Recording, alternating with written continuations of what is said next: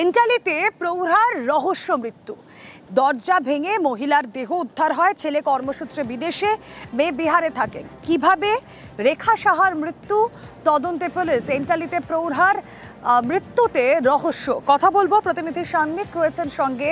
সান্নিক, দরজা বন্ধ করে দেহ উদ্ধার, কি কারণে মৃত্যু, কি হয়েছিল তার কি জানা যাচ্ছে এখনো পর্যন্ত পুলিশ সূত্রে? যারা প্রতিবেশীরা রয়েছেন তারা যেটা এখনো পর্যন্ত জানাচ্ছেন যে গত 3 মাস ধরে সেই প্রৌঢ়া খুব বেশি বাড়ি থেকে বেরোতেন না, অর্থাৎ তার ফ্ল্যাটের বাইরে তিনি পা রাখতেন না গত 3 মাস ধরে প্রায়। এবং তার যাবতীয় কাজকর্ম, তার জন্য কাজের লোক ছিল, কিন্তু গতকাল সকাল থেকে তার ফ্ল্যাটের দরজা বন্ধ থাকায় যারা ফ্ল্যাটের কেয়ারটেকাররা রয়েছেন তারাও সকাল থেকেই তাকে কোনোরকম সারা শব্দ যখন ফ্ল্যাটে পাননি, তখন অন্যান্য যারা অ্যাপার্টমেন্টের মধ্যে অন্যান্য ফ্ল্যাটের যারা মালিক তাদেরকে তারা খবর দেন। তারা এসে দরজা ধাক্কালেও তারপরেও যখন তিনি ফ্ল্যাটের দরজা খোলেন না, তারপরেই স্থানীয় এন্টালি থানার পুলিশকে খবর দেওয়া হয় এবং সেখান থেকেই তার মৃতদেহ উদ্ধার করা হয়। যেটা পুলিশ এখন তদন্ত করে দেখছে তার মৃত্যু আদতে কোনো রকম ভাবে অসুস্থতাজনিত কারণে তার মৃত্যু হয়েছে কিনা, সেই বিষয়টা পুলিশ যেমন একদিকে খতিয়ে দেখছে, পাশাপাশি যেহেতু প্রতিবেশীরা দাবি করছেন দীর্ঘ সময় ধরেই তিনি অবসাদগ্রস্ত ছিলেন, যেহেতু তার ছেলে বিদেশে থাকে এবং মেয়ে এবং তার স্বামী দুজনেই বিহারে বর্তমানে থাকেন, সেই কারণে কিন্তু তিনি সেইভাবে কারোর সঙ্গে মিশতেনও না, বা সেই রকম ভাবে তিনি বাইরের কারোর সঙ্গে মেলামেশা সেরকম না করলেও কথাও সেভাবে বলতেন না। সেই কারণেই কিন্তু এখন পুলিশ তদন্ত করে দেখছে আদতে এটা স্বাভাবিক কারণে অসুস্থতা জনিত কারণে মৃত্যু নাকি আত্মহত্যা তিনি করেছেন, সেই বিষয়টা কিন্তু পুলিশ খতিয়ে দেখছে। ওকে, অসুস্থতাও আছে আর একটু হয়তো এটা প্রিজিউম করা যাচ্ছে কি উনি হয়তো একটু ডিপ্রেসড ছিলেন। ভদ্রমহিলা মাস তিনেক একদমই বেরোয়নি।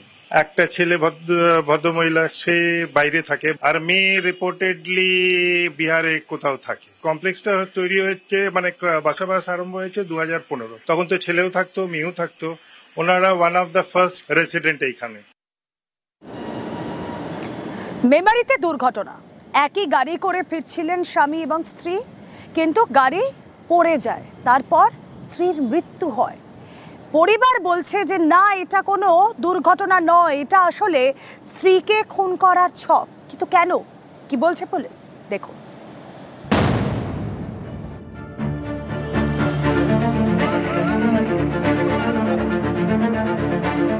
পুকুরে পড়ে গিয়েছে গাড়ি, জলে ডুবে প্রাণ গিয়েছে স্ত্রীর, তবে বেঁচে গিয়েছেন স্বামী।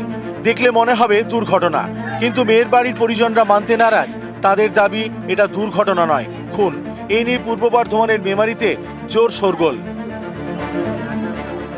মেমারির বাসিন্দা আসমাতারা বিবি, বয়স 35, তার স্বামী শেখ মফিজুল ওরফে মুকুল, 15 বছরের বিয়ে। তাদের এক সন্তানও রয়েছে। শুক্রবার রাতে গাড়িতে করে বর্ধমানের দিক থেকে মেমারিতে ফিরছিলেন স্বামী স্ত্রী। পথে বিপত্তি। মেমারির ঘোষ এলাকায় রাস্তার পাশে পুকুরে নেমে যায় গাড়ি, ডুবে যান আসমাতারা। জল থেকে উঠে আসেন তার স্বামী মফিজুল। পরে ডুবুরি নামিয়ে উদ্ধার করা হয় আসমাতারাকে। ততক্ষণে সব শেষ। এটাকে দুর্ঘটনা বলে মানতে নারাজ মহিলার বাবার বাড়ির পরিজনরা। তাদের দাবি সম্প্রতি বিবাহ বহির্ভূত সম্পর্কে জড়িয়েছিলেন মফিজুল।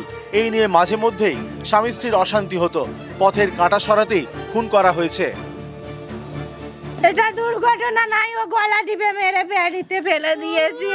আমার বোনটাকে এত অত্যাচার করতো, মারতো একটা মেয়ের জন্য। ওকে নিয়ে গিয়ে রাস্তায় গাড়িতে মেরে সেই গাড়িটা জলে ফেলে দিয়েছে আর ও ঝাঁপ দিয়ে দিয়েছে। দুর্ঘটনা নয়, সম্পূর্ণ নাটক, একটা অ্যাক্সিডেন্টের নাটক করেছেন, যাতে আমি অ্যাক্সিডেন্ট করেছি বলে মানুষের কাছে বেঁচে যাবো। মেরে দিয়েছে একবার অ্যাটেম্প টু মার্ডার। শনিবার সকালে মেমারি থানায় অভিযোগ দায়ের করা হয়। দুপুরে গ্রেপ্তার আসমাতারার স্বামী। পরিবারের লোকজন আপনার বিরুদ্ধে অভিযোগ আছে যে আপনি আপনার স্ত্রীকে মেরেছেন, এর একটা অভিযোগ আনছেন, কি বলবেন? হ্যাঁ, আপনি করেন? কোনো পাপ ছিল না। কি করে হলো ওটা? মনে কোনো পাপ ছিল না। কাল কোথায় গিয়েছিলেন? ডাক্তার নিয়ে গেছিল। কোন ডাক্তারখানায় নিয়ে গেছিলেন কালকে? হ্যাঁ, বর্ধমান দেবযানী। আপনাকে পুলিশ অ্যারেস্ট করলো কেন তাহলে? পূর্ব বর্ধমান থেকে ক্যামেরায় সন্দীপ পালের সঙ্গে শরদিন্দু ঘোষ, নিউজ 18 বাংলা। বলছে পরিবার খুন করেছে, তুমি বলছে। আসুন এবার মহিষাদল রাজবাড়ির কথায় আসি। সেই রাজবাড়ির দেবোত্তর সম্পত্তিতেই বেআইনি নির্মাণ, সেই সম্পত্তি বিক্রি হয়ে যাচ্ছে। দেবোত্তর সম্পত্তি মহিষাদল রাজবাড়ির, তা বিক্রির অভিযোগ সেখানে বেআইনি নির্মাণের অভিযোগ, পর্যটন দপ্তরে অভিযোগ আইনজীবী কৌশিক ভট্টাচার্যের। জেলা শাসককে রিপোর্ট দিতে ইতিমধ্যেই নির্দেশও দিয়েছে পর্যটন দপ্তর। সরাসরি চলে যাই, সুজিত ভৌমিক রয়েছেন সঙ্গে। সুজিত, মহিষাদল রাজবাড়ি, রিনাউন্ড রাজবাড়ি, সকলে আমরা জানি সেই রাজবাড়ির দেবোত্তর সম্পত্তি বিক্রি হয়ে যাচ্ছে।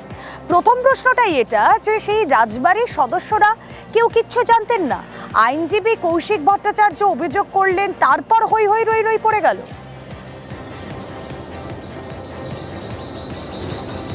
দেখো, জানতেন না বললে পুরোটা বলা হবে না, কারণ এই ঘটনা নিয়ে কিন্তু রীতিমতো তোলপাড়, শোরগোল, এবং শোরগোল যে শুরু হয়েছে সব মহলে। কিন্তু রাজবাড়ি এখন সাফাইও দিচ্ছেন, তারা সাফাই দিতে গিয়ে কিছু যুক্তি দিতে চাইছেন। কিন্তু ঘটনা যেটা হলো তা হলো, আমরা কথায় কথায় বলে থাকি যে রাজবাড়ি আছে কিন্তু রাজত্ব নেই, কিন্তু জমি জমা আছে। এই রাজ পরিবারের জমি জমা যথেষ্টই রয়েছে, এবং তার মধ্যে কিন্তু সিলিংয়ের ব্যাপার ছিল।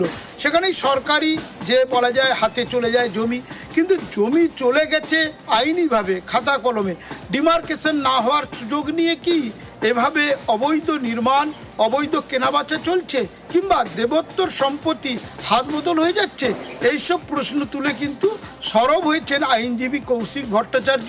শুধু তিনি নন, এলাকার মানুষজন গোটা বিষয়টি নিয়ে সরব হয়েছেন। এই যে দেবোত্তর সম্পত্তি, তার মধ্যে বেআইনি নির্মাণ বা তা বিক্রি হয়ে যাওয়া, এটা তো ওয়ান ফাইন মর্নিং হয়ে গেল তা নয়। এটার মধ্যে তার মানে কি রাজবাড়ির সদস্যরা ইনভলভ রয়েছেন? সেই অভিযোগ করছেন কৌশিক ভট্টাচার্য, আর তা নিয়ে কথা বলেছি রাজবাড়ির বংশধরদের সঙ্গে। তারা কিছু মুখ খুলেছেন, তারা সাফাইও দিচ্ছেন, আবার তারা বলছেন সিলিং না হওয়ার কথা। এই যে বিষয়টি, সেটা কিন্তু এলাকার মানুষ যথেষ্টই ক্ষুব্ধ, কারণ রাজবাড়ি মানে পর্যটন, পর্যটকরা আসছেন, এবং তুমি যেটা শুরুই করলে, যেটা বলে একটা প্রাচীন রাজপ্রাসাদ, রাজ পরিবারের জায়গা, সেখানে পর্যটন দপ্তর বা সরকারের কাছে চলে যাওয়া জমি, সেগুলো কোনটি, কোনো ডিমার্কেশন নেই, কোনো ডেভেলপমেন্ট নেই, কিন্তু তার সুযোগ নিয়ে এক শ্রেণীর মানুষ এটা কিন্তু জমি হাত বদল করে নিচ্ছেন, এবং সেখানে দেবোত্তর সম্পত্তিও হাত বদল হচ্ছে বলে মারাত্মক অভিযোগ করছেন আইনজীবী এবং সাধারণ মানুষজন। তারা চাইছে বক্তব্য শুনবো। সুজিত, তুমি সঙ্গে থাকো, শুনবো স্থানীয় বাসিন্দারা তারাও বাকি বলছে। রাজবাড়ি চত্বরে কেউ বা কারা মানে প্রাচীর দিচ্ছে, বাড়ি কনস্ট্রাকশন হচ্ছে, যেটাই হচ্ছে অবৈধভাবে হচ্ছে, কোনো ডিমার্কেশন নেই। পশ্চিমবঙ্গ সরকারের জায়গা, আর যদি বলেন মদন গোপালজি ট্রাস্টের জায়গা, সেটাও পাবলিকেরই জায়গা, একটা দেবোত্তর সম্পত্তি। রাজবাড়ির তরফে বলা হচ্ছে যে দেবোত্তর সম্পত্তি তারা হস্তান্তর করে এইভাবে অন্যদেরকে দিচ্ছে। তারা যদি হস্তান্তর করে থাকেন, তার নিশ্চয়ই কোর্টের নথি বা সরকারি নথি থাকবে। যদি ওনাদের সেই সব কাগজপত্র থেকে থাকে, ডিএম সাহেবের কাছে প্রদান করবেন, মহামান্য কোর্টও জানতে পারবে প্রয়োজনে। আমরা শুনেছি যে এটা সরকার থেকে অধিগ্রহণ করেছে, সেই জায়গার উপরে অবৈধ নির্মাণ হচ্ছে, এখনো পর্যন্ত ইট বালি চিপস ঢুকছে, কিভাবে হচ্ছে বুঝতে পারছি না। একটা দালাল চক্র এইসব কাণ্ড কারখানা করছে রাজবাড়ির সঙ্গে যোগ সাজসে, নাহলে হয় কি করে? ইমিডিয়েট যেন বন্ধ হয়, এটাই আমার আবেদন। স্থানীয়রা বলছেন ইমিডিয়েট এই সমস্ত বেআইনি নির্মাণ বন্ধ হওয়ার কথা, কিন্তু রাজবাড়ির সদস্যরা এই সমস্ত যে অভিযোগ উঠছে সেগুলো তারা অস্বীকার করছে। এই যে কিছু কিছু ঘর উঠছে, সেগুলো ধরুন আমাদেরই লোকজনকে আমরা বসিয়েছি। আমি আমার জায়গায় করতেই পারি, সংস্কার করে আমি রেন্টে দিতে পারি, ভাড়ায় দিতে পারি, আমি মনে করলে বিনিময় করতে পারি। আমি যেটা করছি আইনের সঙ্গে পরামর্শ করেই আমরা করছি। কনস্ট্রাকশন বলতে একটাই বিল্ডিং হচ্ছে এখানে, আর তো বিশেষ বিল্ডিং বলতে কিছু হয়নি। এসডিও হলদিয়া উনিও পুরো ঘুরে দেখেছেন যে আপনাদের জায়গাতেই আপনারা করেছেন, কোনো সরকারের জায়গায় করেননি, কোনো অবৈধ কাজ হয়নি। যা হচ্ছে সেই সমস্তটা আইন মেনেই হচ্ছে, রাজবাড়ির সদস্যরা এমনটাই বলছেন। কথা বলবো, সুজিত ভৌমিক রয়েছেন সঙ্গে। সুজিত, তারা অস্বীকার করছেন অভিযোগ, তারা বলছেন আইন মেনে সব হচ্ছে, তারা বলছেন আমরা চাইলে এখানে নির্মাণ করতে পারি, আমরা বিনিময় করতে পারি, তাহলে সমস্যাটা কোথায় হচ্ছে? বিনিময় করতে পারি, কিন্তু তার জন্য একটা নিয়ম আছে। কৌশিক ভট্টাচার্য যে অভিযোগ করেছেন, আরটিআই করেছেন, তথ্য জানার অভিযোগে তিনি কিন্তু তথ্য জানতে চেয়েছেন। অভিযোগ করে। সেখানে কিন্তু বলা আছে বেশ কিছু নিয়ম, দেবোত্তর সম্পত্তি হাতবদল চাইলেই কিন্তু করা যায় না, সেখানে কিন্তু জেলা আদালত থেকে একটা নির্দেশ বা বলা যায় অনুমতি দিতে হয়, সেসব হয়নি বলে অভিযোগ উঠছে। একই সঙ্গে যে রাজবংশের প্রতিনিধিরা কিন্তু এও বলছে, তুমি খুব ভালো করে শুনবে, যে বলছেন যে সিলিং হয়নি, অর্থাৎ কোন জমি সরকারের কোন জমি তাদের জানতে পারেনি। তাহলে না জানতে পারার পরেও, সিলিং না হওয়ার পরেও হাত বদলটা হবে কি করে? ওখানেও কিন্তু যে যুক্তি খাড়া করছেন আইনজীবী বা সাধারণ মানুষজন, সেখানে কিন্তু যৌক্তিকতা আছে, মানছেন প্রশাসন। তার কারণে তারা বারে বারে তদন্ত করে দেখতে চাইছেন এবং তদন্ত হবে এটা বলা হচ্ছে, আর হচ্ছে হবে নয়। এলাকার মানুষ বলছে রুমেলা এবার অন্তত কিছু হোক, কারণ এটা বছরের পর বছর দেখা যাচ্ছে কনস্ট্রাকশন হয়ে যাচ্ছে। জমির যদি সিলিং না হলো, যদি না ভাগ বাটোয়ারা হলো, তাহলে কে আর জমি কে বিক্রি করছে আর কিভাবে করছে, কেন করছে, সব প্রশ্ন কিন্তু সামনে আসছে, উত্তর খুঁজছে মানুষ, আমরাও খুঁজতে থাকবো। বিষয়টা খতিয়ে দেখার আশ্বাস দিয়েছেন। বিগত দিনে এটা নিয়ে যখন কমপ্লেন জমা পড়ে, বিএলও এটা নিয়ে ইন্সপেকশন করেছেন এবং ওনার থেকে যেটা জেনেছি যে দেবোত্তর প্রপার্টির উপর কিছু তেমন কিছু ওনার কাছে কমপ্লেন অনুযায়ী কিছু পাননি, যেগুলো হয়েছে প্রাইভেট প্রপার্টির উপরে হয়েছে। আর যেটা রিসেন্টলি আপনি যেটা বললেন, এটা নিয়ে আমি ওনাকে জানিয়েছি, উনি দেখছেন বিষয়টা, এবার ওনার থেকে রিপোর্ট পেয়ে আপনার বলা যাবে কি হচ্ছে।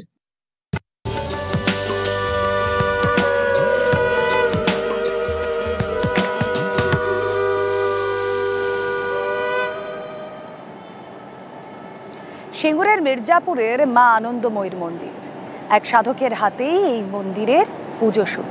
350 বছর ধরে জাঁকজমক করে পুজো হয়ে আসছে।